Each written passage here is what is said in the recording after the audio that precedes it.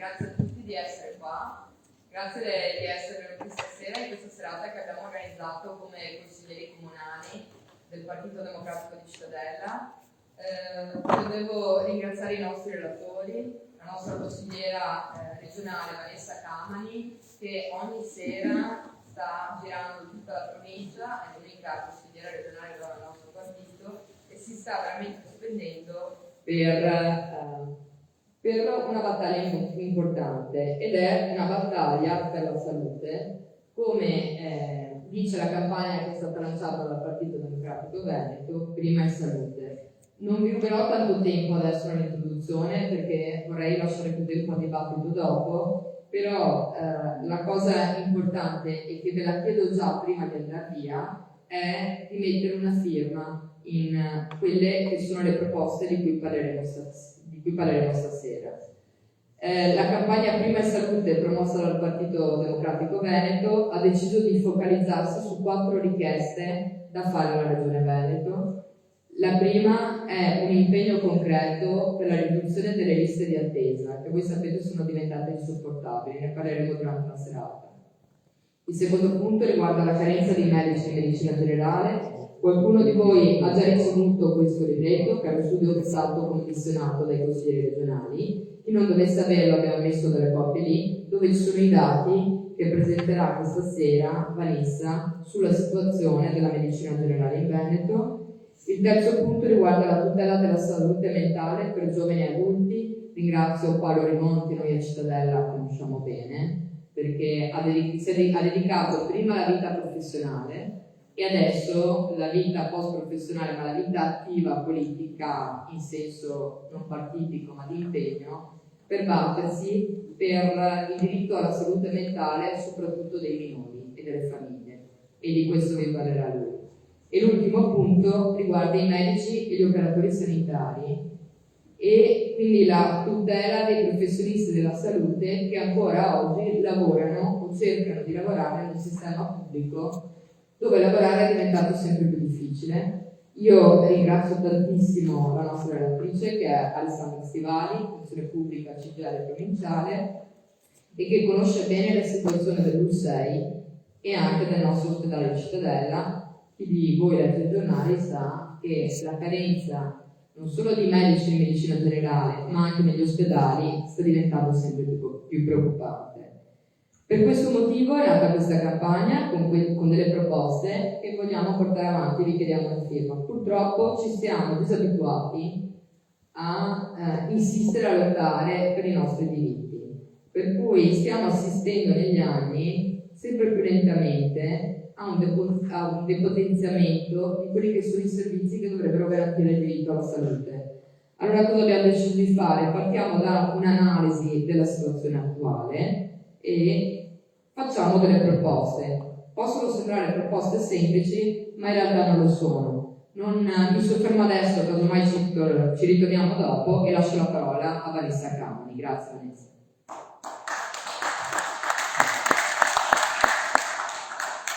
Grazie dell'invito, nel senso che ovviamente noi abbiamo messo a disposizione un po' di studio, un po' di numeri per aprire la discussione, ma poi, lo diceva bene Laura nella sua introduzione, le questioni che affronteremo questa sera è necessario che nascano dal basso, cioè serve una piena consapevolezza di ciò che è la situazione nella quale siamo, di qual è lo stato di salute del sistema sanitario regionale e sulla base di questo costruire una mobilitazione che ci consenta appunto di acquisire il diritto alla salute non come un diritto individuale ma come un diritto fondamentale delle comunità nelle quali viviamo.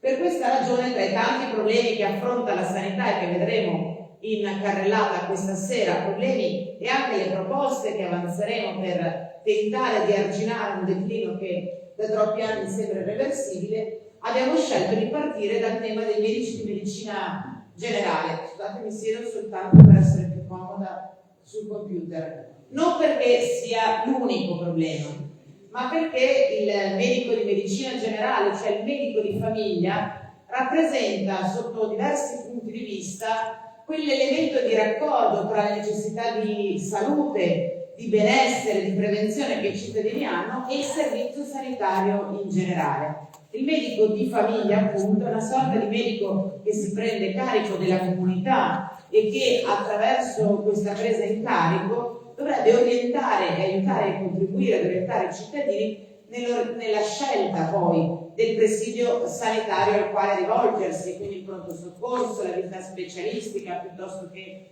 altri percorsi terapeutici. E il fatto che il primo presidio di cura sia nella crisi che noi ora proveremo ad andare a vedere è un grandissimo campanello d'allarme che mette in discussione il presidio fondamentale della salute dei cittadini. Noi sappiamo che il sistema sanitario nazionale è in crisi da tempo, sappiamo che da troppi anni, da troppi decenni il sistema sanitario è sottofinanziato a fronte invece di un comparto, quello della sanità, che necessiterebbe di maggiori investimenti, vuoi prima di tutto l'invecchiamento della popolazione. Però abbiamo come la sensazione che la pandemia ci abbia insegnato appunto non soltanto a essere migliori come si diceva come auspicio, ma soprattutto ci abbia insegnato che la salute pubblica non è un fattore privato, non è una questione che riguarda il destino del singolo, ma è appunto un diritto universale che riguarda tutti e tutti insieme dobbiamo tornare a presidiare quella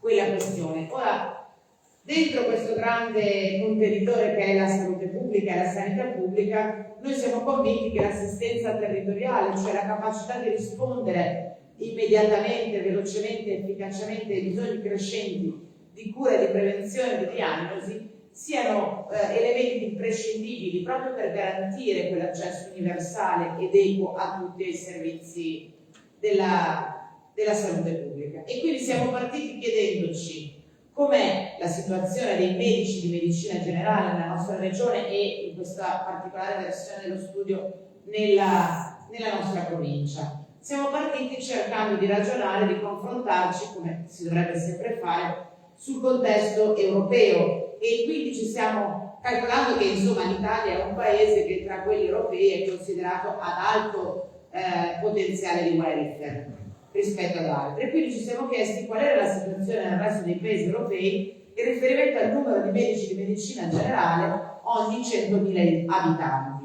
Ora, al netto del dato del Portogallo, che è oggettivamente fuori scala, vediamo che già dalla prima lettura di questo istogramma si vede come l'Italia in realtà sia fortemente sotto media rispetto al numero di medici di medicina generale in rapporto alla popolazione a livello europeo. Sopra di noi ci sono tutti i paesi che di solito consideriamo target, quindi la Francia, l'Austria, la Spagna, l'Olanda, mentre sotto di noi sono i paesi che tendenzialmente consideriamo di nuova acquisizione nell'Europa, quindi la Slovenia, la Bulgaria, la Croazia e il Montenegro. Cioè questo ci fa accendere un campanello d'allarme, visto che l'Italia è sempre stata considerata un paese con un forte welfare territoriale. E dunque già la situazione europea ci vede nella parte bassa della classifica. Allora siamo andati a vedere com'è a livello nazionale, come si posiziona la nostra regione, considerata per anni un'eccellenza in ambito sanitario, che oggi invece inizia a mostrare le prime crepe. Quindi abbiamo preso come indicatore il numero medio di assistiti per medico di medicina generale. L'Organizzazione della Sanità dice che l'ideale, il numero ottimale, dovrebbe essere 1.000 assistiti ogni medico di medicina generale. In questa analisi che noi facciamo riferita al 2019 apposta, quindi pre-Covid, per dire una situazione ordinaria, pre-emergenza e pre-disastro sanitario della pandemia, di fronte a una media nazionale di 1.224 pazienti per medico, già il Veneto vedete come si posiziona nella parte alta della classifica, cioè con un rapporto medico, numero di assistiti molto più elevato rispetto alla media europea. Siamo terzi nella classifica italiana dopo il Trentino Alto Adige e la Lombardia. Meglio di noi fanno sostanzialmente tutte le altre regioni italiane. Questo è il secondo campanello d'allarme che ci fa capire come il problema fosse e sia strutturato da tempo.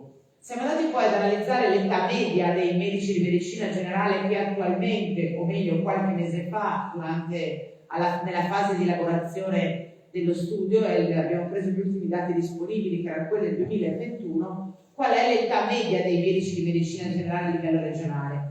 E abbiamo notato come oltre il 60%, cioè il 62,8% delle persone che oggi svolgono questa professione sono over 55, cioè hanno più di 55 anni. Questa è una percentuale che si aggrava se andiamo a fare una fotografia del contesto della nostra provincia, dove gli over 55 superano il 70, addirittura il 70%.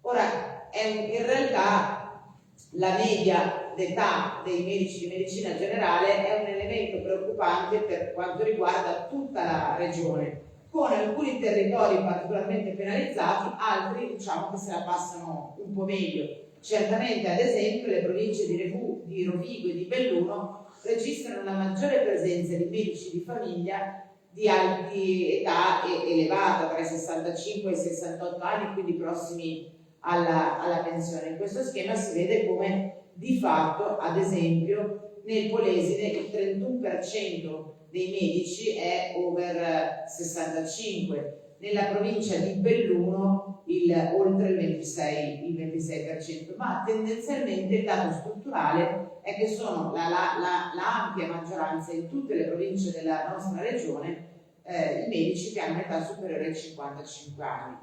La provincia di Padova, come vedete, facendo un confronto diretto, va peggio in tutte le classifiche, cioè abbiamo un numero più alto rispetto alla media regionale di medici più anziani e un numero più basso di medici più giovani. Questo è un elemento ovviamente che non abbiamo considerato per dire che il medico anziano non va bene, anzi semmai questa è una professione in cui l'esperienza conta, ma abbiamo guardato quel dato per capire quale sarebbe stato l'andamento dei pensionamenti da qua al 2035 nei medici di medicina generale, e ci siamo accorti che con quell'età media ci saranno verosimilmente una quantità tale di pensionamenti da qua al 2035 che sostanzialmente taglierà di 2/3 il numero che attualmente è esistente nei medici di medicina generale, cioè su 2.900 medici circa, più o meno oltre 1.900 andranno in pensione da qua ai prossimi 15 anni, con un picco rilevante che viene raggiunto esattamente in questi anni, cioè in particolare dal 2023 al 2026. Quindi non soltanto un numero di medici di medicina generale insufficiente, ma anche tendenzialmente una progressione di stato di quiescenza molto rilevante. Ora noi sappiamo che la Regione è intervenuta chiedendo ai medici di medicina generale di prolungare la loro attività lavorativa, chiedendo loro di stare in attività oltre i 65 anni.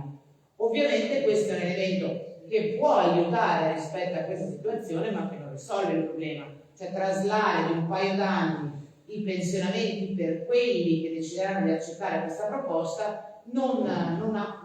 sostanzialmente non modifica la curva che abbiamo alle nostre spalle. In provincia di Padova, anche qua, vediamo che, proprio per i dati che abbiamo visto prima, l'andamento dei possibili pensionamenti nei prossimi anni metterà fortemente in crisi il sistema dell'assistenza territoriale, con oltre 400 medici che da qua al 2035 dovrà necessariamente andare in pensione.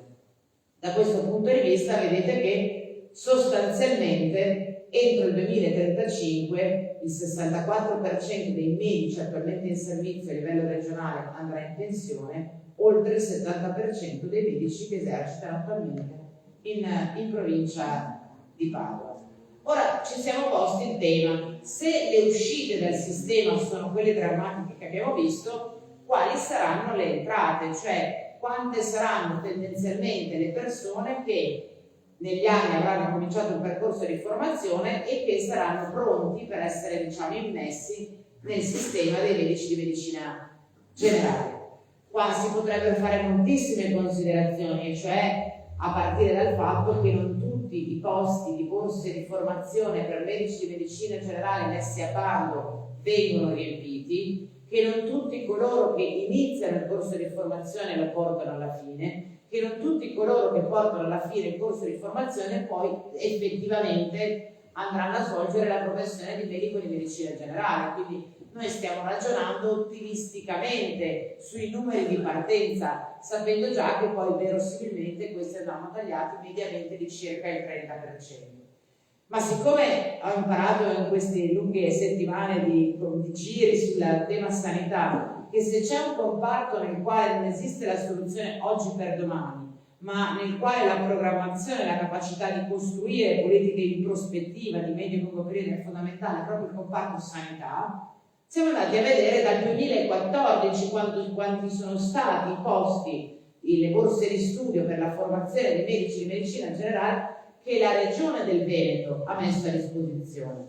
Perché mentre tutte le altre borse di specialità che competono all'università sono definite a livello nazionale dal governo, le borse di formazione per medici di medicina generale sono di competenza regionale. Vero che sono finanziate dallo Stato e quindi il numero deve comunque essere concordato in conferenza Stato-Regioni, ma rispetto a queste borse di studio le regioni possono chiedere, indicare allo Stato delle quantità orientative. Ora, guardando anche questa classifica, noi vediamo che nel periodo 2014-2021 in Veneto sono state messe a bando 810 borse di studio, che è un numero molto gonfiato, per esempio, già dal dato che si riferisce al 2021, che è l'ultima riga, che vedete aumenta esponenzialmente rispetto agli anni precedenti, perché dal 2021, così vale anche per il 2022, varrà per il 2023, il numero di borse di studio di formazione per i medici di medicina generale sono state fortemente incrementate grazie ai fondi del PNRR, che però vale per tutte le regioni. Ora noi abbiamo visto in questa classifica, cercando di fare un paragone per cercare un indice di valutazione, cioè commisurando il numero di borse di formazione al numero di abitanti, noi vediamo che anche in questa classifica la regione del Veneto è all'ultimo posto a livello nazionale per numero di borse di formazione in medicina generale relazionato al numero di popolazione messe appunto a bando. Il Piemonte e l'Emilia Romagna, che hanno meno abitanti del Veneto, hanno messo a bando nello stesso periodo quasi 200-300 borse in più. La Toscana, che ha addirittura oltre 1 milione di abitanti in meno, ha messo a disposizione 100 borse di più del Veneto. Quindi anche in questa classifica ci posizioniamo sul fondo ultimi con una percentuale di incidenza dello 0,17% ogni 1000 abitanti di borse di formazione. Il risultato qual è? Già oggi, quindi già prima che quel fenomeno di uscita dal sistema dei pensionamenti toccherà il suo picco massimo, che la regione del Veneto ha una carenza strutturale di medici di medicina generale in tantissimi territori. Erano al 2022, dopo vediamo i dati sulla provincia aggiornati ad oggi, ma nel penultimo censimento della regione erano già 586 le zone carenti, le cosiddette zone carenti di medico di medicina generale, cioè vuol dire territori, porzione di territorio in cui non esiste un medico di medicina generale al quale il cittadino si può rivolgere per necessità urgenti di cura. Ovviamente questa è la situazione aggiornata all'ultimo decreto della Giunta di poche settimane fa ed ha la dimensione già più grave di quella che abbiamo visto in precedenza rispetto alle zone carenti. Questa è una delle ragioni per cui, ma poi forse ne parlerà Alessandra più nel dettaglio, questa è una delle ragioni per cui oggi noi ci troviamo molto spesso i pronti soccorsi affollati di codici bianchi,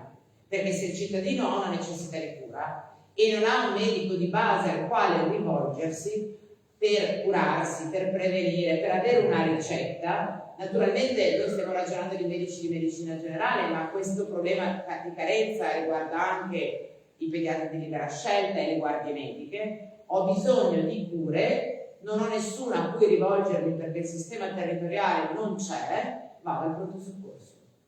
Faccio ore e ore di attesa, con un codice bianco, affollo anche quella presidio ospedaliero e diciamo non ottengo il risultato sperato.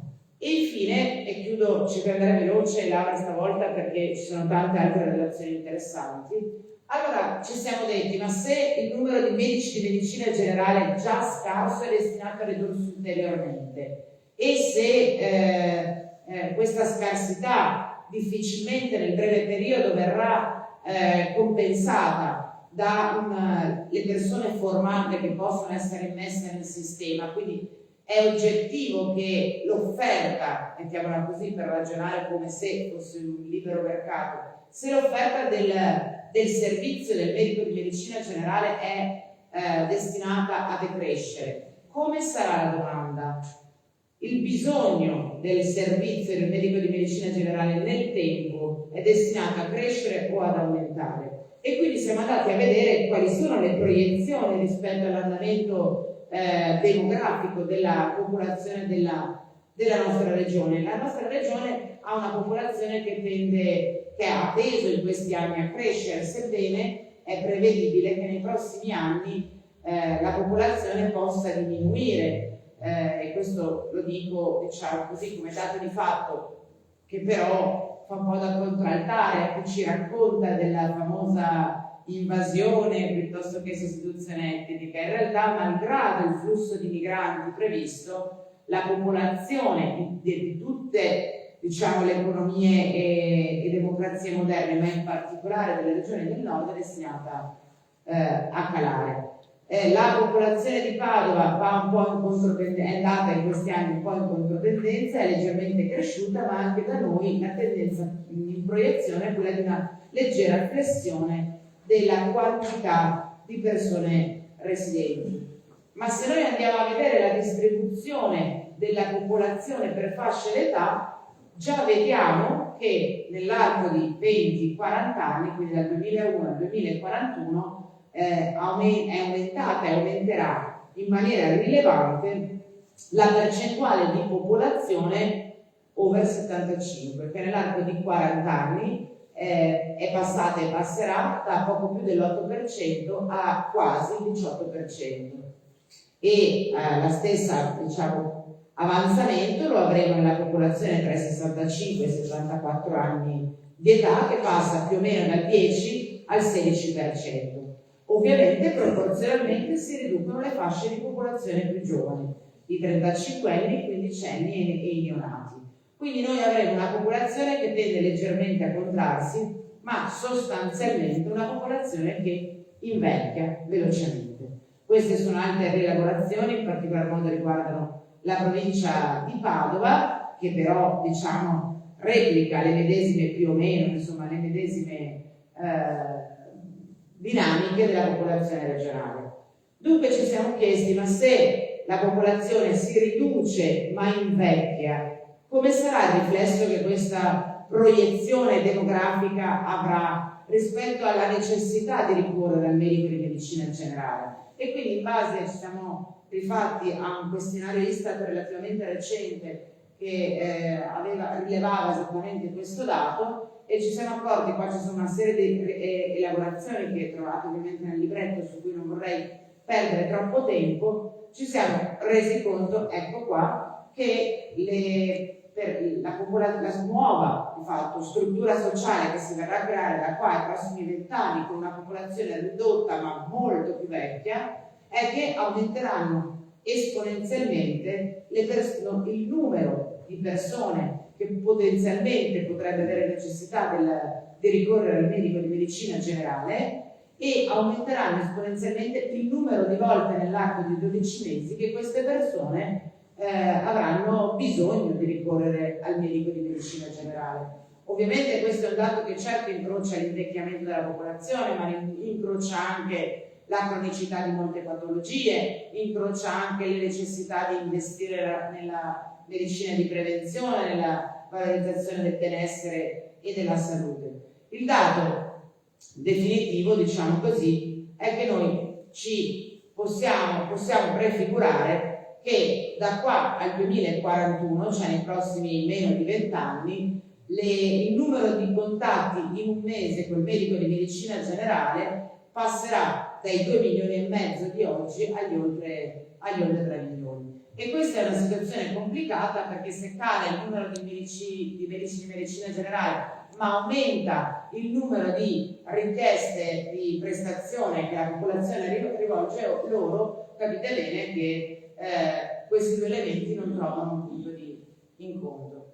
Questa è la situazione nella quale ci muoviamo, che come avete capito dipende ovviamente da fattori generali, ma dipende anche dal nostro punto di vista, da un lato da una mancata programmazione, da una mancata lettura in prospettiva del contesto nel quale ci muoviamo, dall'altro lato da una mancanza di coraggio su alcune scelte di sistema che poi andremo ad approfondire nel corso delle altre relazioni, nel corso del dibattito, che oggi prestano il fianco. Il comparto della sanità anche in questa regione è stato sottofinanziato per moltissimi anni. Diciamo che in un regime ordinario anche il sottofinanziamento, in particolare grazie a una buona capacità organizzativa, alla dedizione degli operatori del comparto, anche il sottofinanziamento è riuscito a gestire le criticità. La pandemia ha funzionato come detonatore, come uno shock rispetto al quale la carenza strutturale di risorse finanziarie, umane, economiche, strutturali è andato in default.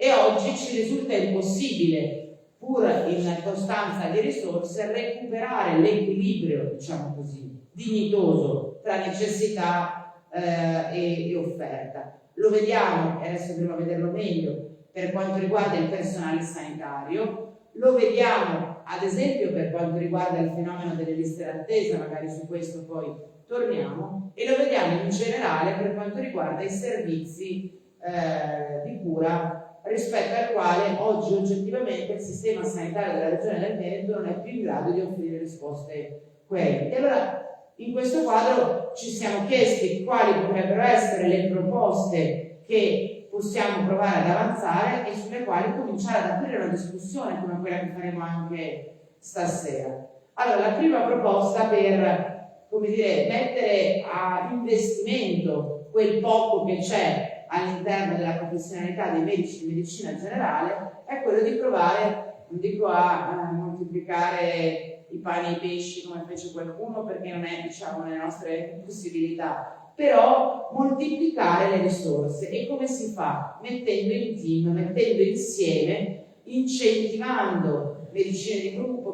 gruppo integrato, micro team, cioè luoghi in cui più professionisti collaborano per poter garantire un servizio più prolungato nel tempo e nei luoghi. Molto spesso oggi, abbiamo raccolto anche una serie di iniziative che abbiamo fatto con Laura, molto spesso i medici di medicina generale, tra virgolette, perdono molto del loro tempo per affrontare aspetti di natura burocratica, per rispondere al telefono, per fare le ricette, per organizzare la loro attività. Allora, se noi riuscissimo a sostenere questi gruppi integrati di medici attraverso la messa a disposizione di personale di segreteria, personale infermieristico, locali per ambulatori in luoghi strategici, forse riusciremmo in parte a compensare la carenza di professionisti. L'altro argomento che ci siamo posti è come risolvere il problema drammatico della presenza e quindi del presidio della medicina territoriale nelle cosiddette aree disagiate. Le abbiamo viste già prima quali sono, no? Le valli del Bellunese sono l'esempio più classico, perché non avere un medico in tutta una valle vuol dire che devo fare ore di macchina per poter scavallare il monte e trovare il primo presidio di cura primaria. È evidente che se non c'è il medico a Cittadella e devo andare a San Pietro in Bù è un disagio ma affrontabile. Se devo affrontare invece il valico di una valle per cercare un medico di medicina generale, il problema è più drammatico. Quindi costruire degli incentivi per i medici che possono essere in qualche modo appunto incentivati a prestare il servizio nelle aree più disagiate. C'è il tema dei massimali degli assistiti. La regione del Veneto è una delle regioni che ha scelto, in coerenza anche con le previsioni nazionali, di aumentare il numero di massimali di assistiti fino a 1800. Se vi ricordate, siamo partiti dicendo che l'ottimo sarebbe 1000, che prima della pandemia ne avevamo già 1300, che oggi siamo praticamente oltre i 1500. Oggi nella regione del Veneto per un medico di medicina generale è possibile arrivare fino a 1800 assistiti, che per carità meglio avere un medico per poco tempo che non averlo proprio, però è evidente che questa è una soluzione che può essere accettata solo in via esclusivamente eccezionale e per un tempo strettamente necessario al superamento della fase emergenziale, perché l'aumento del numero di assistiti possibile per medico di medicina generale non è una soluzione del problema. Calcolate che in regione, oltre ad aver aumentato il numero dei massimale di assistiti possibile per medico, hanno anche scelto la strada di far svolgere la professione ai medici laureati, a personale laureato in medicina, ma che deve ancora cominciare o che ha appena cominciato il corso di formazione specifica. Anche questa è una decisione che certamente può aiutare nella fase emergenziale, ma che non può essere una soluzione strutturale, soprattutto se, come ben sapete, partiamo dal presupposto che gli anni di formazione sono anni in cui io imparo a fare il medico. E allora certamente lo devo fare sul campo, come si dice, ma a condizione di essere supportato nelle scelte che sono chiamato a compiere. Banalmente avere una l'esperienza e la formazione per poter decidere della salute delle persone. Un altro tema sul quale bisognerebbe investire e sul quale siamo profondamente in ritardo, perché poi andiamo sui giornali a dire che abbiamo fatto l'intervento chirurgico di trapianto innovativo, e va benissimo, è una cosa assolutamente fondamentale, importante, di prestigio, ma siamo indietro anni luce sulle cose invece molto più concrete, o meglio che riguardano più direttamente la vita di milioni di cittadini, e cioè la telemedicina e l'ammodernamento tecnologico. Cioè l'innovazione ci potrebbe aiutare nel sopperire alla carenza, serve anche in questo caso investimenti e programmazione.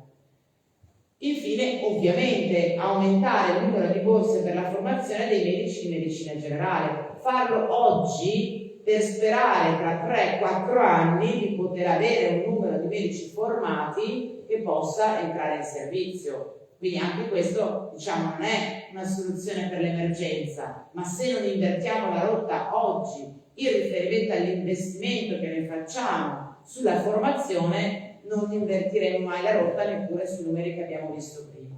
Noi abbiamo messo aumentare il numero di borse di formazione, ci verrebbe da dire aumentare anche l'importo della borsa di studio, perché una delle ragioni per cui sono ancora troppo pochi i medici laureati in medicina che scelgono questo percorso professionale è banalmente che la borsa di studio per i medici di medicina generale è pagata più o meno la metà della borsa di studio per le altre specialità, e quindi diciamo anche la professione del medico, la convenienza economica anche nella fase di specializzazione rende questa scelta professionale meno attrattiva rispetto ad altri percorsi di formazione.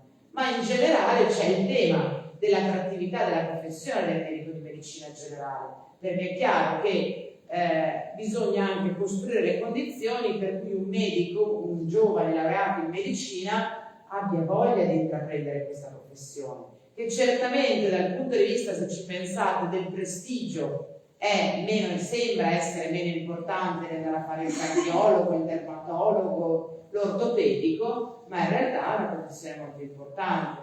Allora, siccome qua bisognerebbe costruire le condizioni per cui anche il medico di medicina generale diventa, dal punto di vista sociale, una professione attraente, noi per esempio abbiamo depositato un progetto di legge statale che prova a spostare la formazione anche dei medici di medicina generale dalla regione alle università, perché è dentro le università che si costruisce, se vogliamo, anche il prestigio di una carriera professionale e gli avanzamenti di carriera professionale. E infine, ma questa la cito perché penso poi sarà argomento anche di altre riflessioni che faranno Paola e Alessandra, c'è la grande sfida delle case di comunità, cioè come noi incrociamo il ruolo nuovo che il medico di medicina generale, in generale l'assistenza territoriale, potrà rivestire se e quando la Regione del Veneto sarà in grado di implementare i progetti e le progettualità collegate alle case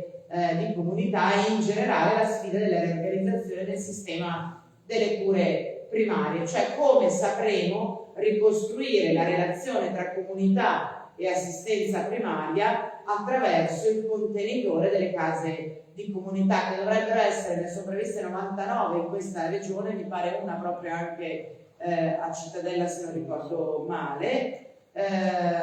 Come noi saremo in grado di popolare questi luoghi delle professionalità che incrocino le necessità e i bisogni dei cittadini. Queste sono alcune delle proposte che noi abbiamo provato a offrire immediatamente al dibattito per affrontare l'emergenza dei medici di medicina generale, perché siamo convinti che sia, come dire, il punto di partenza di una catena più vasta, ovviamente, che riguarda il diritto alla cura e alla salute delle persone e che mettiamo al centro del dibattito. È un pezzo, è un inizio, certamente, un metodo di confronto e discussione rispetto al quale vorremmo aprire appunto un confronto tra tutte le categorie. Grazie.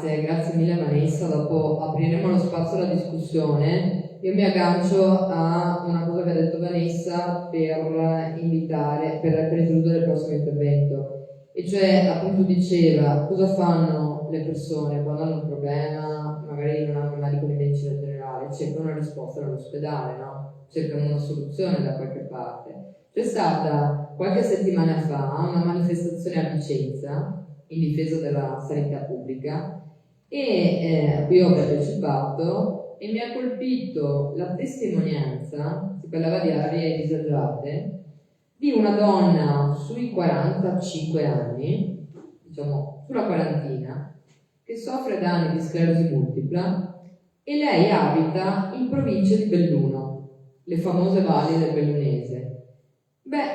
L'ospedale di Belluno non ha più neurologi. Lei andava dalle valli di Belluno alla città di Belluno a farsi le terapie, come una persona che da qua va a Padova, però magari con i mezzi ritornati, se non che non ci sono più neurologi, hanno chiuso. E quindi adesso deve andare in un'altra provincia, deve andare a Treviso per fare delle terapie. Vuol dire che se una persona fa un ictus nelle valli di Belluno, non trova nella propria provincia un centro, in una malattia così importante. E quindi mi collego a questo per dire che se prima forse c'era un ospedale che in qualche modo anche mascherava delle carenze che c'erano già, no? Quel sistema di tampone fragile, adesso non è più così.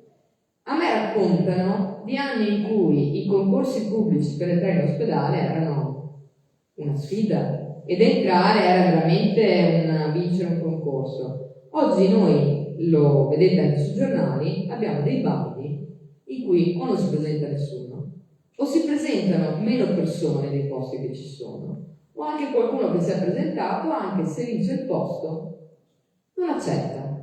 Allora noi abbiamo invitato Alessandra Stivali, che ringrazio molto di essere qua, è settimane che ci rincorriamo. Dove preferisci, Alessandra? E lei è appunto segretaria generale della funzione pubblica per la provincia di Padova, che sta seguendo il personale a 360 gradi nella nostra provincia e anche il personale di sede del nostro ospedale, personale non solo medico, personale del contatto, diversi professionisti sanitari, e lascio la parola a lei per capire perché i concorsi vanno a vuoto, perché le persone si licenziano dagli ospedali pubblici. Allora, io ringrazio il Partito Democratico perché è da un po' che ci rincorriamo, ha ragione Laura, ma ci vediamo spesso per altri motivi, perché lei non lo dice, ma lei è soggetto in causa a pieno titolo per la professione che fa. Quindi ci vediamo in altri tavoli, ma non ci siamo più ritrovati a parlare in queste situazioni. Ringrazio Vanessa per la presentazione che ha fatto, splendida, concreta, diretta, precisa, e soprattutto perché ha fatto un'operazione verità. Io vorrei fare un'operazione verità sull'ospedale di Cittadella oggi. Allora io ho litigato per venire qui con i nostri delegati, dirigenti medici, dirigenti sanitari, anche se poi in platea c'è anche una rappresentante del nostro tavolo RSU del comparto, perché mi ha detto: guarda Ale, verremo noi a parlare stasera. Io ho detto no. E fa: come no? Io ho detto no, ci vado io a Cittadella a parlare, perché vorrei non rischiare di cadere in quello che è oggettivamente lo stato d'animo che queste lavoratrici e lavoratori stanno vivendo e che quindi trasportano con grande forza e con grande umanità, perché se la Laura si togliesse la giacchetta di consigliere comunale farebbe altrettanto, ma io vorrei oggi, stasera in poco tempo, spiegarvi dal punto di vista tecnico, sindacale e contrattuale quello che sta succedendo. E quindi ho detto no, ci vado io. Io sono una abbastanza diretta, per chi mi conosce sa che poi quando mi metto in testa una cosa.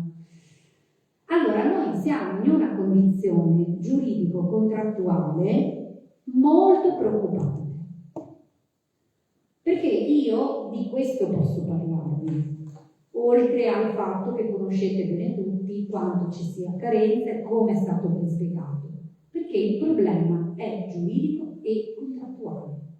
Le lavoratrici e lavoratori del servizio pubblico sanitario devono essere pagati di più. Questo è il punto.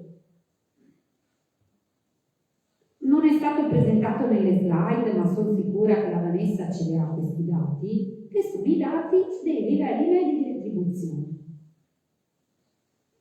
Rispetto al rischio medico che viene verificato quotidianamente sia per il personale del comparto che per il personale della dirigenza medica e dirigenza sanitaria.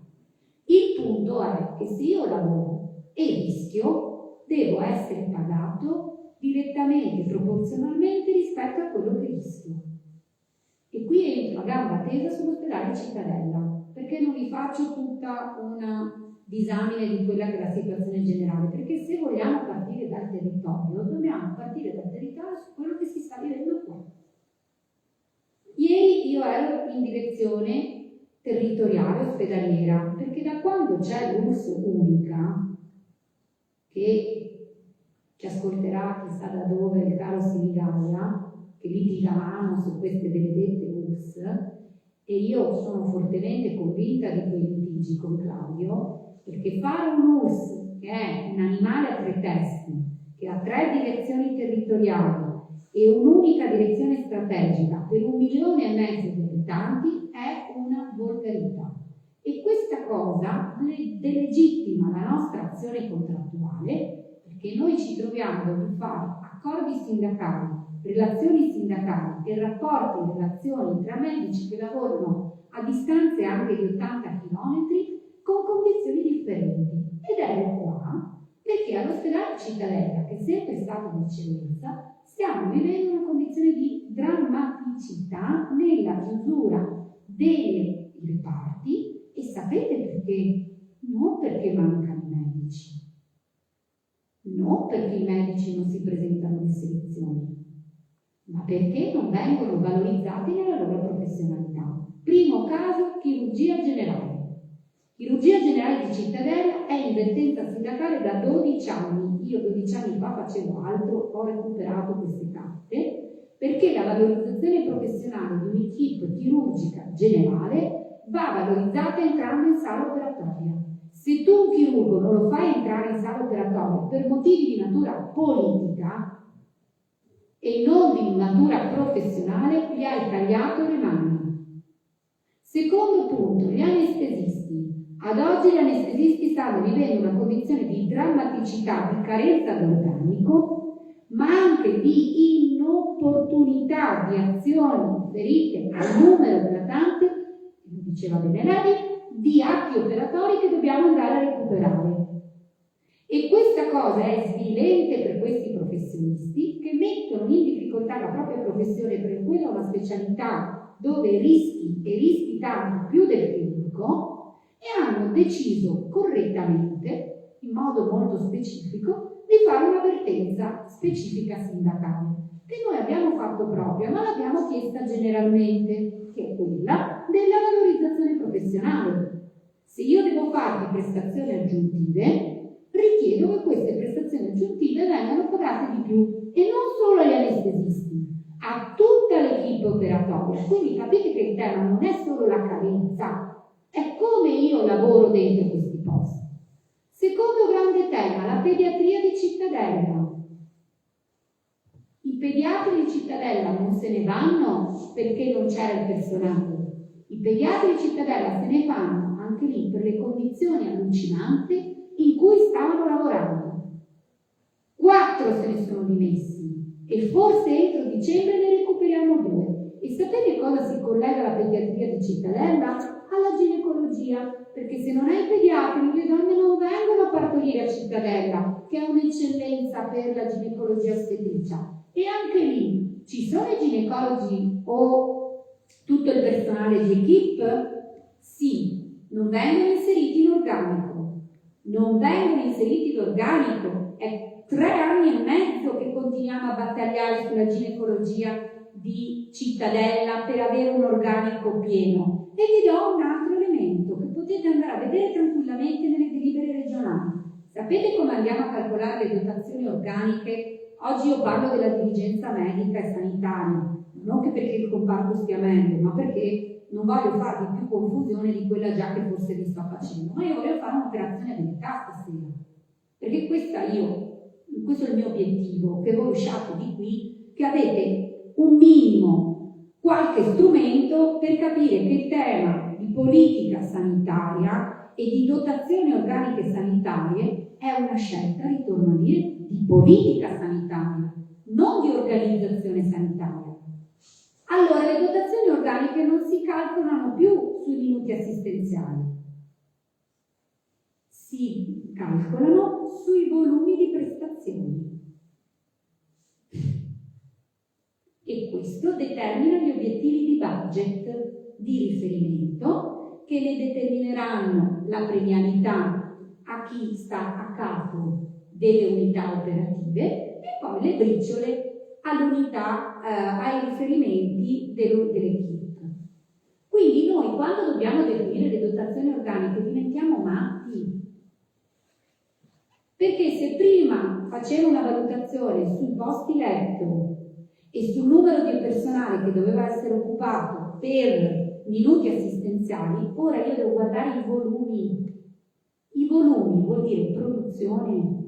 E scusate, io sarò anche ideologica, che non è una brutta parola, ma vuol dire che la salute è diventata sanitarizzazione del sistema e che la tua salute costa tot al sistema che può produrre.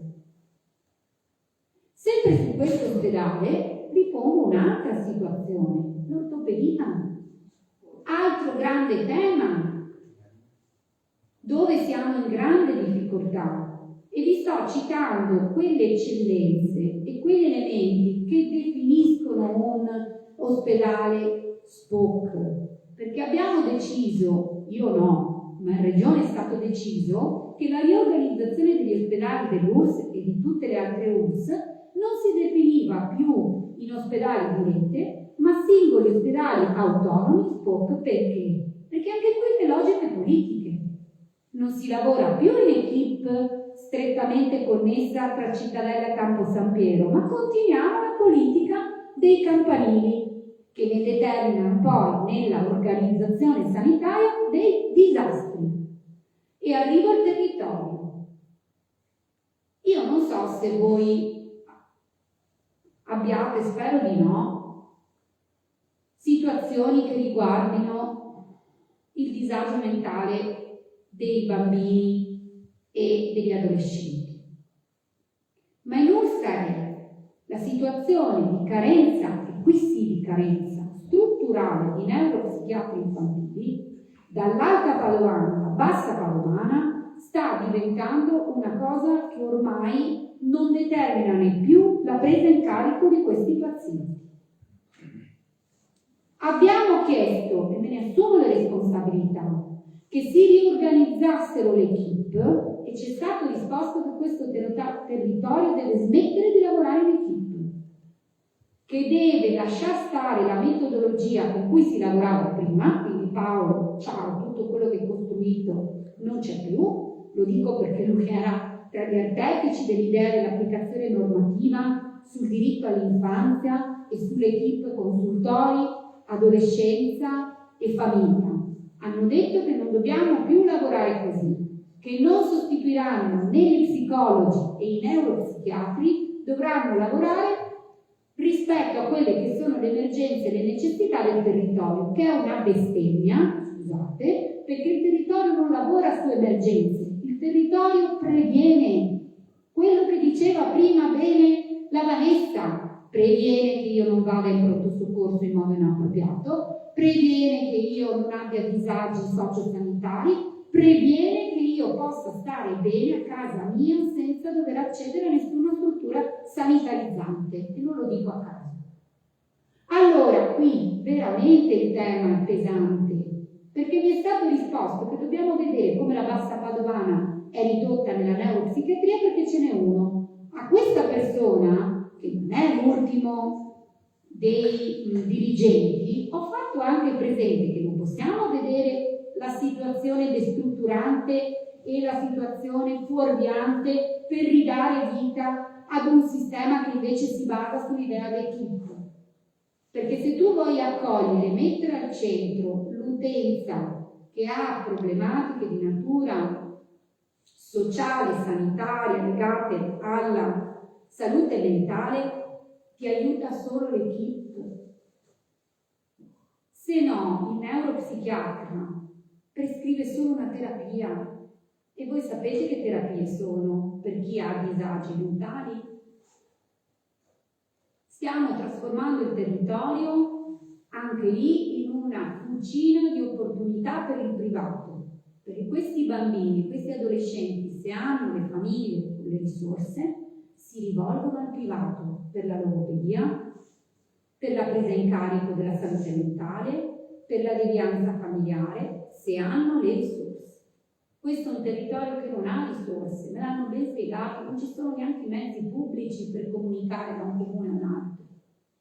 Io ve lo dico, io chiamo quasi tutti i giorni il sindaco di Cittadella. Io lo chiamo, risponde, gli scrivo, gli mando le lettere. L'ultima lettera che gli ho mandato riguarda una specialità di cui dovevate essere fieri in questo ospedale, che era una specialità per cui si operava per tutto il territorio in un'ottica di aggregazione funzionale e anche di ottimizzazione delle specialità che riguarda le problematiche della flebologia. Un problema che uno può dire, ma che problema è? Purtroppo ci sono tantissime persone che soffrono di questo problema. E questa equipe di chirurgia generale aveva delle competenze. Quest'ultima lettera è un inno, o meglio un grido fuori dalla finestra, perché questa attività non si fa più. E sapete perché non si fa più? Anzi, perché si è detto che non si fa più? Perché la specialista che le faceva si è dimessa. E perché si è dimessa? Perché non poteva più operare. Io sto dicendo delle cose tanto forti, sapete, perché queste cose hanno dei nomi e dei cognomi. E io me ne assumo, sapete, le responsabilità. Allora, il presidente Zaia, quando dice che per lui la salute è al centro, dobbiamo capirci su quale modello. Io lancio un semino tra di noi, so che dico una cosa un po' difficile, però la dico in particolare per la Vanessa. Voi sapete che in questi giorni si sta discutendo la nuova riorganizzazione degli ATS, che sono le aziende territoriali speciali. Un nome che non dice nulla. In verità, dalle ORS si andranno a travasare delle funzioni strategiche sociosanitarie comuni, i quali comuni non hanno risorse per affrontare questi temi, né di personale, né economiche e neanche di strategia organizzativa. L'unico territorio che aveva una vision su questi temi era questo, ma oggi non siamo più nelle condizioni di 12 anni fa. Non lo siamo perché l'UR6, nella sua strategia indirizzata dalla Regione, ha detto che il sistema dell'Alta Padovana non è un sistema ottimale, anzi troppo spendacciuto. A Padova vogliono fare 2 ATS. Sapete cosa vuol dire un comune diviso a metà? Io ve lo dico perché questo è strettamente connesso al personale, sia sanitario che degli enti locali. Io sono terrorizzata a questa cosa. Uno, perché molto probabilmente dovrò affrontare altre 2 cessioni di ramo d'azienda dopo quella del Sant'Antonio, che stiamo pagando ancora gli effetti nefasti di quella cessione di ramo d'azienda, sia nei fondi contrattuali, troppa tecnica e non ve li racconto, ma vi assicuro che è un grosso problema, perché non ci sono i soldi per aumentare la produttività di questi lavoratori, né dell'URSS né dell'azienda, sono i meno pagati di tutto il Veneto, e Zaia ancora dice che invece ce l'abbiamo fatta col decreto Calabria, vale, e questo comporterà un gap economico, lo dico, anche tra lavoratori delle URSS e lavoratori delle ATS, che non abbiamo ancora capito che contratto applicheranno. Io sono terrorizzata a questa cosa. E sapete chi ne pagherà le conseguenze maggiori? Voi cittadini, perché non avrete le stesse funzioni sociosanitarie legate al distretto. Quindi l'unico punto che era rimasto, no? Lei ce lo raccontava bene, dove sono le case della comunità? Non lo so. So dove sono i distretti finché resistono, ma forse noi supereremo i distretti con questo nuovo sistema.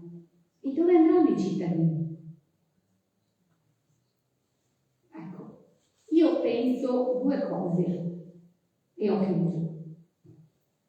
La prima, che è fuorviante e riduttivo dire che le persone non partecipano ai concorsi pubblici. I professionisti non partecipano ai concorsi pubblici perché il mercato ha vinto, anche nel pubblico. Se l'organizzazione del lavoro fa acqua dappertutto e mi paghi meno, con le mie professionalità, decido peraltro perché sono io che ho la logica di mercato tale per cui come professionista posso decidere dove andare. Secondo, i contratti pubblici della sanità, sia della dirigenza medica che del comparto, sono inadeguati. Lo dice l'Europa, noi lo diciamo da molto tempo, abbiamo fatto delle iniziative importanti che si chiuderanno, una a Napoli il giorno 20, è 3 settimane che siamo in mobilitazione per questi temi, però bisogna decidere dove andare a prendere i soldi, perché la sanità si finanzia con le nostre tasse e se noi diciamo che facciamo pagare meno le tasse, dobbiamo decidere chi la paga la sanità. Allora noi al governatore Zaia avevamo fatto una proposta, che era quella di iniziare a istituire alcune accise in modo progressivo per andare a rifinanziare le case di riposo, di cui stasera non abbiamo tempo di parlare, ma se avete piacere lo affronteremo. Contratto enti locali, non sanità, enti locali, che fanno lo stesso lavoro, spesso anche più gravoso per certi aspetti, di un ospedale. E poi avevamo detto andiamo, cara Regione Veneto, come fa l'Emilia, come ha fatto la Lombardia, come ha fatto il Piemonte, questo lo dico alla nostra consigliera, di aggiungere dal bilancio regionale risorse ulteriori per i contratti decentrati. Lo hanno fatto altre regioni, perché da noi non si può fare? Anche di centrodestra. Io non vorrei avervi creato più confusione che altro. Vedo in sala due persone a me conosciute, che sono due professionisti, due legali molto in gamba, e ci stanno aiutando in un'altra operazione verità, che sta sempre nella discrepanza tra aziende. I lavoratori della sanità non hanno diritto al buono pasto. Chi lavora di notte non ce l'ha il buono pasto, non ha neanche il cestino, dipende dall'azienda dove lavori. Capite perché vanno a lavorare da altre parti? E se lavori in azienda ospedaliera di Paola non hai neanche il parcheggio. A me dispiace doverlo dire, ma io di questo mi occupo tutto il giorno. Quando mi dicono, ma parla di politica generale, no, io mi occupo delle condizioni materiali delle persone. E le persone ti chiedono dall'aumento contrattuale alle condizioni di sicurezza e salute, vedi gli anestesisti, in primis per la specialità, e per il comparto l'organizzazione del lavoro e la possibilità di fare le ferie. Questo ci chiedono, come chiedono nelle aziende private, solo che il privato l'ha capito, li accoglie in modo furbesco. Quindi io vi ringrazio. Qua bisogna aprire un'avvertenza sull'ospedale cittadino, perché questo è vicino a voi, l'avete già fatto, io so che siete bravissimi su questo e noi ci siamo, perché se non tuteliamo quei reparti l'ospedale perde know-how e piano piano muore. Grazie, buona serata.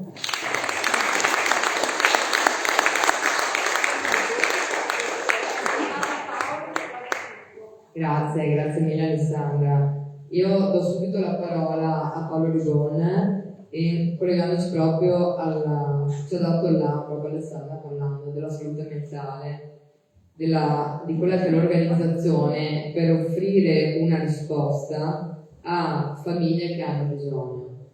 Perché poi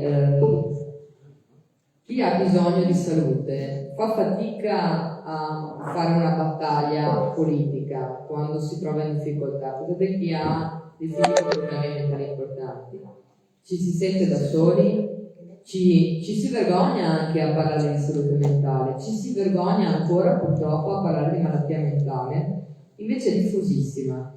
Io vi guardo e credo che ognuno di voi conosca una persona che ha problemi di salute mentale e probabilmente è anche abbastanza vicina a livello familiare, diciamo all'interno della propria famiglia, o comunque abbastanza vicina. Eppure sono temi che non si affrontano, per cui è anche difficile poi che siano battaglie pubbliche, quelle in tutela di salute, per la salute mentale. È anche un ambito che è sottofinanziato da molti anni. Un mio professore di psichiatria una volta mi disse, vede, e per fortuna quando le persone devono fare delle donazioni le fanno spesso alla Città della Speranza, perché i bambini con malattie oncologiche giustamente attirano la generosità delle persone. Invece, vede, mi fa, il paziente che ha problemi mentali non è simpatico, non piace. Quindi è un settore che non solo è sottofinanziato dal pubblico, ma anche che difficilmente nelle donazioni o altro il paziente con una malattia, un disagio psichico riesce a trovare anche un'altra forma di finanziamento, di generosità, diciamo, pubblica di fondazioni. E per cui resta tutto sulle spalle della famiglia finché c'è e finché riesce. Io passo la parola a Paolo e ci dà lui i numeri e la situazione del nostro territorio. Grazie per l'invito. Parto dalla fine. Alessandra, mi hai scombinato completamente, nel senso che hai toccato un sacco di aspetti che mi fanno andare fuori strada rispetto a quello che dovevo dire. Comunque apriamo un'avvertenza ospedale, ma apriamo un'avvertenza territorio.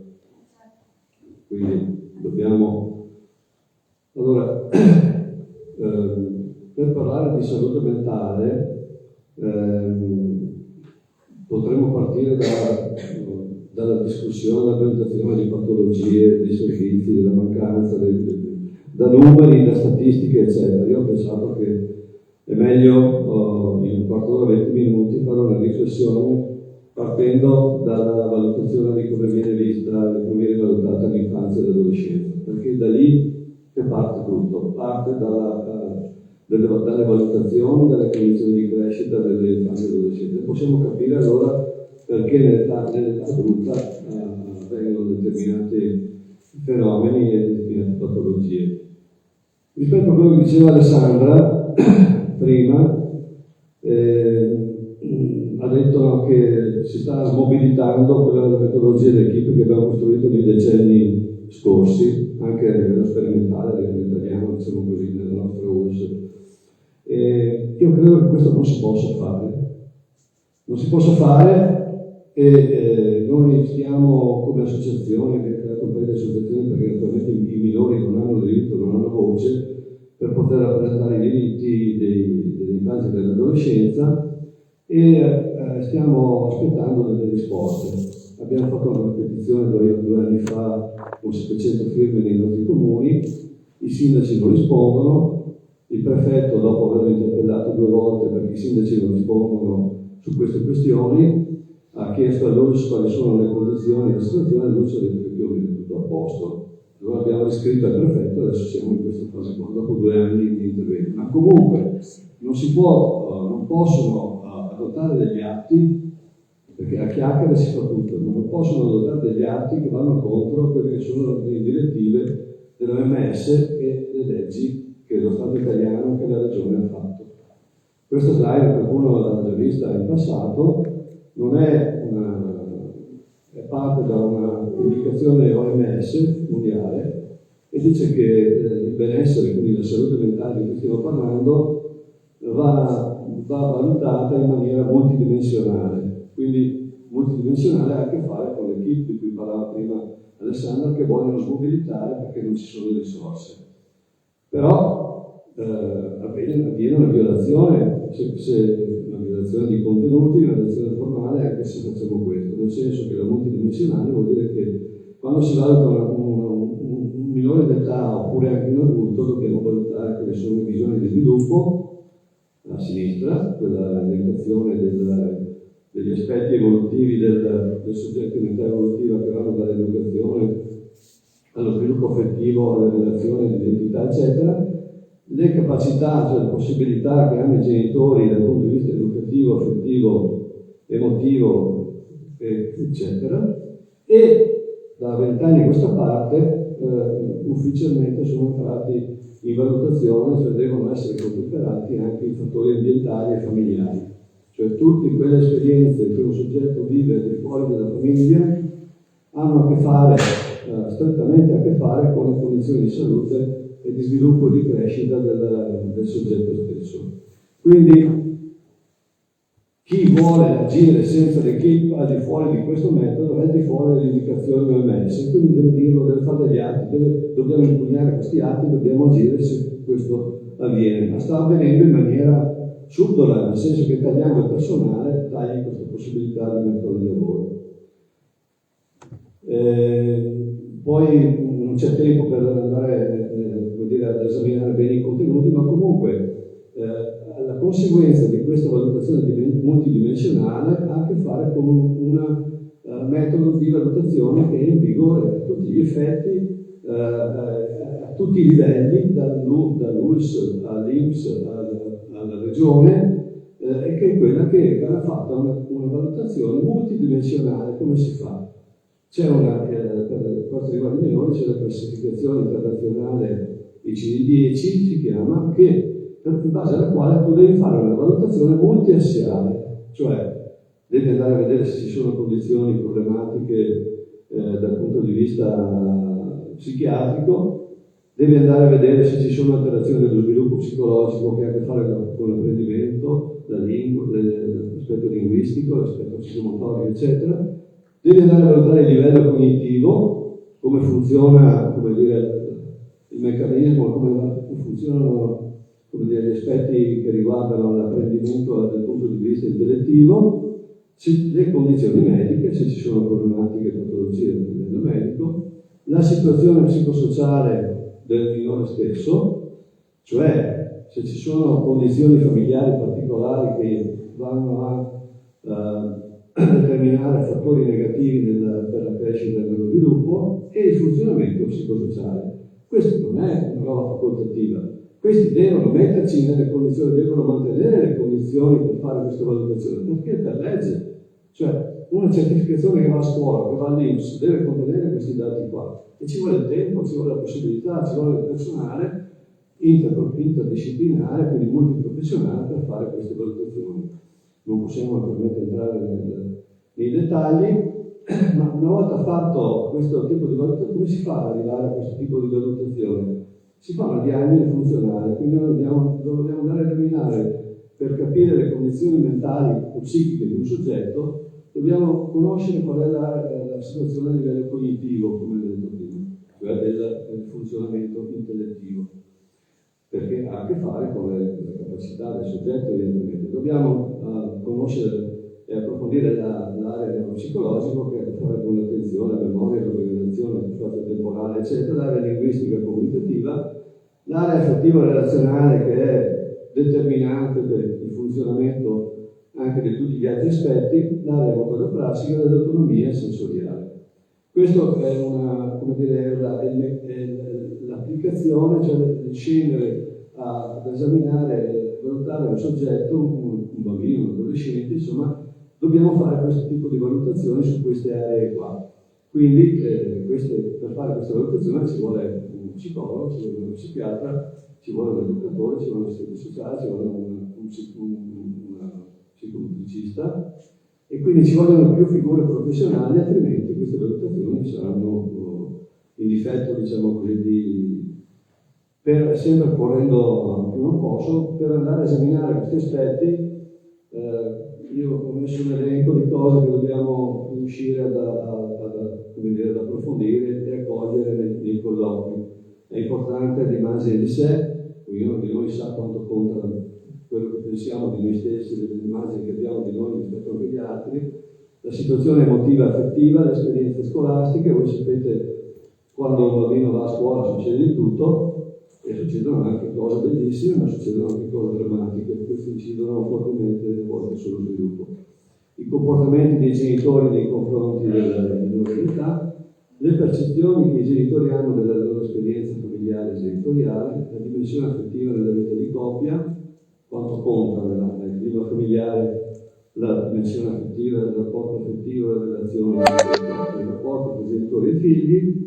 Quindi voi capite che dentro ognuno di questi ambiti, di queste voci, c'è un lavoro da fare, c'è una rilevazione che richiede attenzione, capacità professionali e quant'altro. Se ci sono figli adottivi o fidatari, c'è un lavoro ancora più particolare da fare. I rapporti dei minori all'esterno col gruppo dei pari, tutti noi sappiamo quanto ha contato questo quando siamo usciti dalla nostra famiglia, i rapporti con i pari, quello succede, i rapporti della famiglia con altre famiglie, lo sviluppo sessuale del minore, le risorse della comunità locale. C'è tutta un'attenzione che il piano nazionale ha posto perché le comunità locali si adoperino per un fatto educativo di comunità, nel senso di mettere insieme le risorse della comunità per offrire delle opportunità extrafamiliari ai soggetti evolutivi e all'adolescenza, e via di seguito. Sono i bisogni educativi, la presenza di problematiche in famiglia, i comportamenti del bambino e dell'adolescente, eccetera, eccetera. Quindi, per arrivare a parlare di salute mentale, di condizioni di salute e di benessere, dobbiamo fare questo tipo di analisi, questo tipo di valutazioni, e di solito, diciamo così, dovremmo farle in 3-4 sedute. Voi capite che più restringi i tempi e meno personale hai, più fatica fai a fare questo tipo di operazione. Ma se non fai questo, non puoi avere quello che conta adesso. Quello che è importante è la dimensione del problema, perché per lavorare sulle condizioni che generano il disagio dobbiamo riuscire a capire qual è il problema che genera il sintomo, il comportamento, il disagio. E quindi per fare questo dobbiamo mettere insieme tutte queste conoscenze in maniera unitaria, si dice, e da questo dovrebbe uscire la comprensione del problema, se c'è un problema o se sono dei problemi che generano queste... quindi non si lavora sul sintomo, non si lavora sull'aspetto eclatante dei comportamenti, bisogna lavorare per capire cosa c'è sotto, non dopo in termini semplici, cioè per capire quali sono le condizioni che generano il disturbo e il problema. Ma veniamo alla situazione. La conferenza Stato-Regioni del 2019 dice, quindi intesa Stato-Regioni, quindi le cose che vi dico sono tutte documentate per norma legge, quindi non sono invenzioni nostre o di qualche associazione o di qualche testa calda.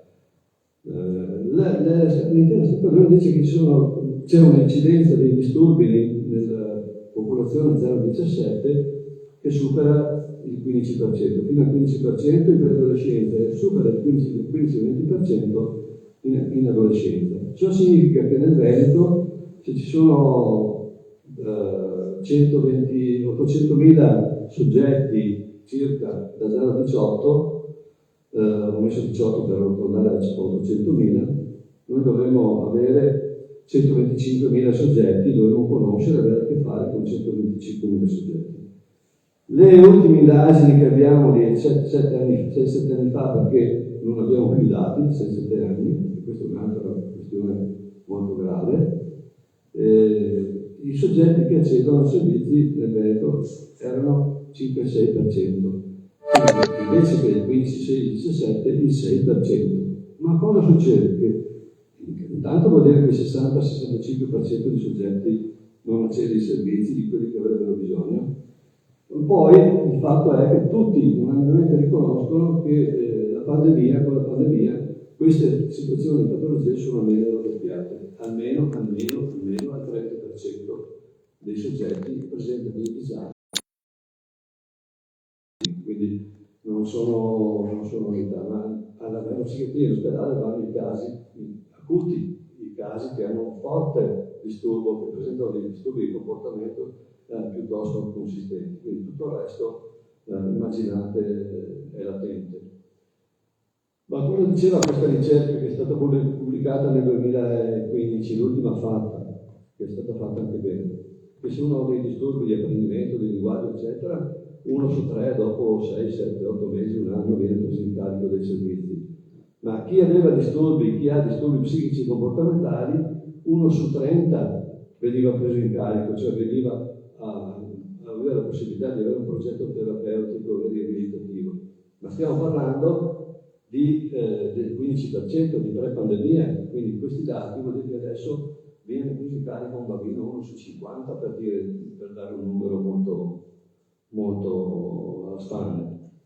In sintesi vuol dire che tutti i soggetti, la stragrande maggioranza, la quasi totalità dei soggetti che hanno disturbi in ambito psichiatrico, disagi e disturbi, non usufruisce delle prestazioni che vengono stabilite per legge. Nel 2017 ci sono, per parlare di livelli essenziali di assistenza, IDEA, ma non vengono garantiti. Le prime 3 righe dicono dell'articolo 24, 25, 27, 28, sono 4 paginette, se uno vuole andarsi a riguardare, dicono che a livello distrettuale vengono garantite che c'è una serie di prestazioni, comprese le attività di cura, e queste non sono assolutamente garantite. Il garante nazionale, quindi non è quello regionale, dice che una spesa non effettuata in età evolutiva comporta una spesa sanitaria 7 volte maggiore in età adulta. Quindi la situazione è di disperazione, diciamo così.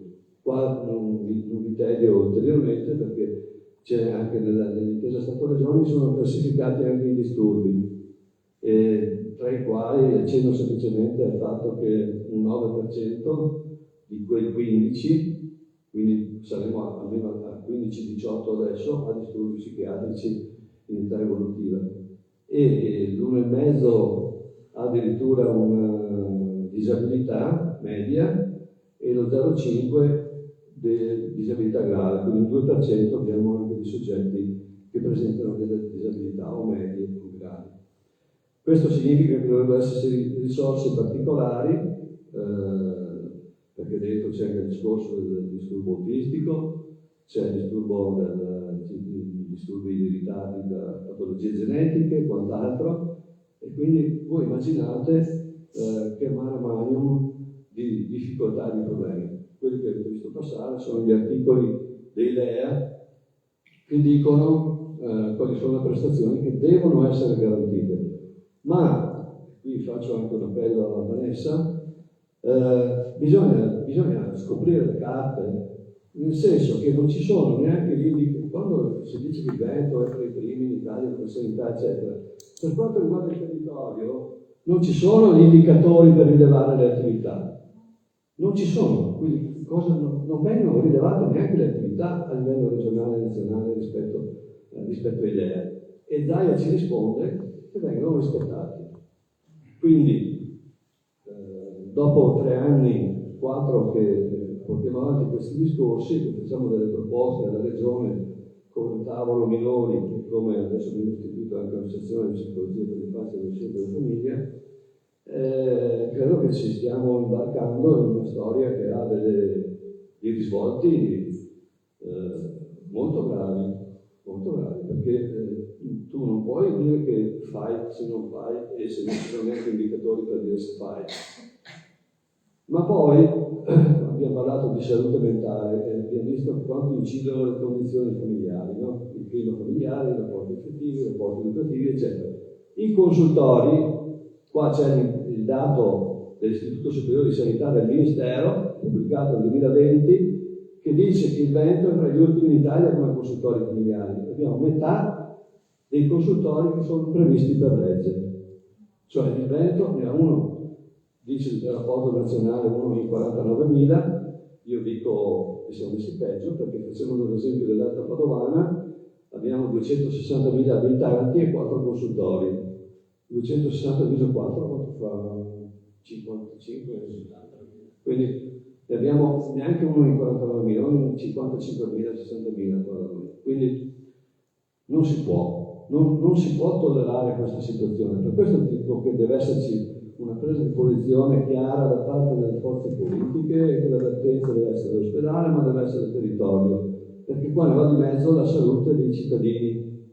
E io ho parlato di infanzia e adolescenza perché tutti riconoscono che almeno il 50%, ma c'è chi dice i 2/3, di disturbi in ambito psichiatrico adulto hanno origine nel disagio che si è creato, nei disturbi che si sono creati e sviluppati in età infantile o adolescenziale.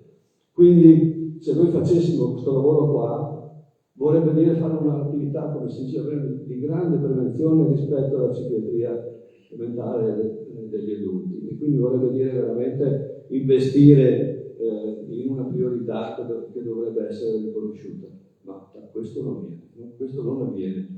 Voi non sentite mai parlare di minori e di adolescenti, o le sentite parlare così vagamente per qualche articolo di giornale, ma nelle sedi istituzionali non si parla di questo, non è una priorità, mentre la Convenzione dell'ONU dice che l'interesse superiore del fanciullo deve essere preminente,